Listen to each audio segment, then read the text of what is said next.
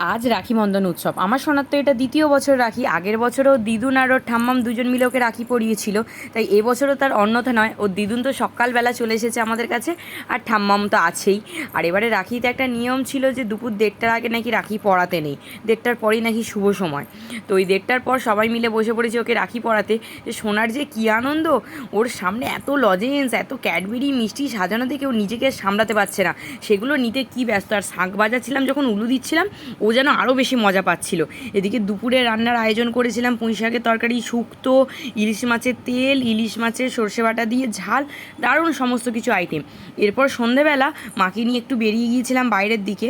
ঘুরে এসে চপ তেলে ভাজা দিয়ে মুড়ি মেখে খেতে বসলাম, আর মা রাতে রান্নার আয়োজন করতে লাগলো।